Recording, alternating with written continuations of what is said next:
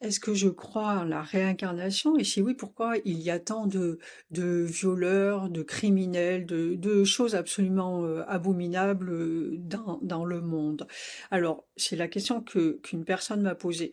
Alors, oui, je crois en la réincarnation, et c'est même pas que je crois, c'est que je le sais, pour avoir expérimenté des retours dans les vies antérieures, et puis et un tas de choses. C'est quelque chose qui fait partie de moi. Je c'est même pas la peine de parler de doute, c'est comme ça.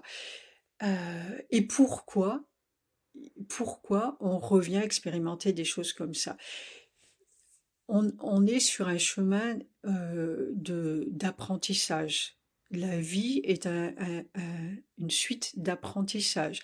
La vie dans la matière, là, sur cette terre, et qui est le plus bel espace d'expérimentation de l'univers, le plus difficile, mais qui vous permet justement de vous dépasser, qui nous permet de nous dépasser, de comprendre le fonctionnement, le processus, pour retourner jusqu'à Dieu, jusqu'à la connaissance de Dieu, et jusqu'à vivre l'unité avec lui et avec tout ce qui est.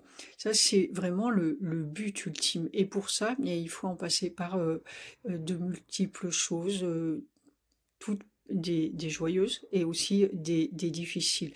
Et ces êtres-là reviennent à un moment donné, toujours pareil, ce sont eux, ce sont nous qui faisons nos propres choix, qui acceptent de revenir. Alors pour une raison ou pour une autre, hein, après on va pas rentrer dans les détails, chaque cas est unique, mais en tous les cas pour expérimenter quelque chose, soit pour se faire pardonner, de se faire ou se pardonner, soit de ce qu'on a, d'une faute qu'on a pu commettre avant, soit aussi pour faire expérimenter à l'autre quelque chose, et l'aider à dépasser quelque chose. Et l'aider à dépasser, par exemple, je vais juste donner un exemple, il peut y en avoir plein d'autres.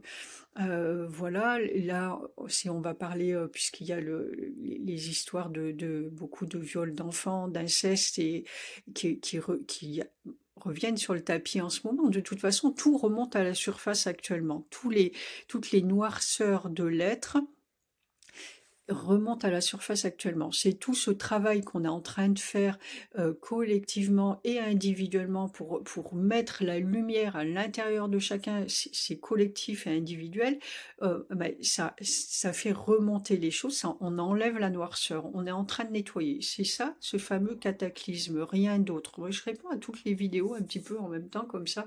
Le cataclysme, c'est ça. Et on est en train de le faire, on est en plein dedans, c'est complètement intérieur. Vous, le travail que vous faites là pour être une meilleure personne tous les jours fait que la lumière prend sa place à l'intérieur de vous, ne laisse plus de place à l'ombre. L'ombre remonte, et extérieurement, eh bien ça se voit, on est en train de faire remonter tous les dysfonctionnements de la société, de l'humanité, enfin dans chaque coin de la planète on a nos problèmes à régler. Là, en l'occurrence, c'est ces histoires de viol, d'inceste. Et là, pour le coup, moi, je dirais que ça va faire travailler euh, les gens sur... parce qu'on est beaucoup dans la libération de la parole aussi. Alors, il faut d'ailleurs se méfier de ne pas aller trop dans les extrêmes non plus, s'en servir pour détruire des personnes voilà, qui ne nous ont rien fait. Bref, aller libérer cette parole aussi, parce que ces histoires d'inceste, euh, moi, à mon sens, mais j'ai pensé ça toute ma vie, c'est qu'il y a 90 ou 95% des familles où il se passe des choses incestueuses. Même si c'est juste des gestes ou quoi, mais il se passe toujours quelque chose, hein. C'est vrai, où on l'a dans l'entourage ou quoi. On est tous confrontés à ça à un moment. Le truc, c'est est-ce que je vais en parler, ou est-ce que je le garde pour moi? Ou est-ce que je me fais entendre? Voilà, et c'est grave, ça fait toute la différence. Maintenant, on commence à parler. On se rend compte qu'il y a les personnes qui n'ont pas été écoutées, ou voilà, mais la parole se libère.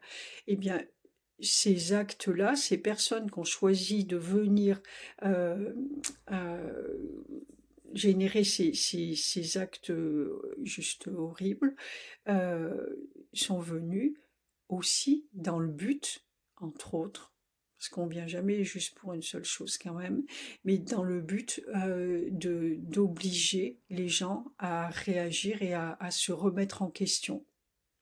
Ça peut être ça, par exemple. Voilà comment ça fonctionne en fait. C'est tout des leçons, il y a des leçons à tirer de partout, de partout.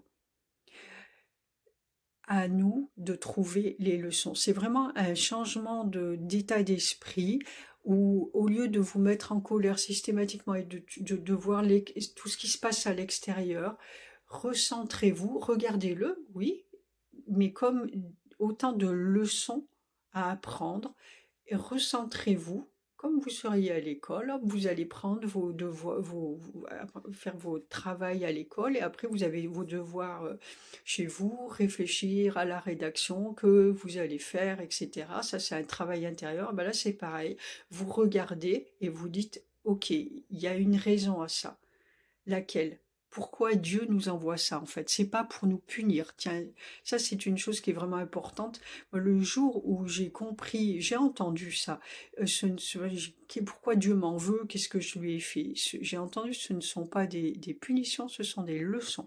Et ça change absolument tout. Le jour où vous avez compris ça, vous allez dire, quelle leçon je peux retirer de ce qui se passe là? Et ça va modifier petit à petit tout votre schéma intérieur. Et si ça modifie votre schéma intérieur à un moment donné, ça va rayonner sur l'extérieur et ça va modifier aussi le paradigme extérieur. C'est comme ça que ça fonctionne, tout simplement. C'est pas plus compliqué que ça. Ça demande quelques efforts. Ça n'est pas facile à faire, mais c'est pour le meilleur. C'est votre choix à vous. Est-ce que vous préférez laisser continuer les choses et critiquer, vous mettre en colère contre l'extérieur, ça vous fait du mal et ça ne fait pas avancer les choses? Ou est-ce que vous préférez, vous choisissez, ok, je tire la leçon de ça et qu'est-ce que je peux améliorer dans mon comportement qui fait que ça ne va plus arriver? Parce que ne vous leurrez pas, on a absolument tous notre part de responsabilité dans ce qui se passe à l'extérieur. Il n'y a pas une seule exception. Alors est-ce que vous prenez votre responsabilité pour changer les choses et vivre en paix? Vous commencez à vivre en paix, à vous mettre en paix pour pouvoir rayonner la paix à l'extérieur.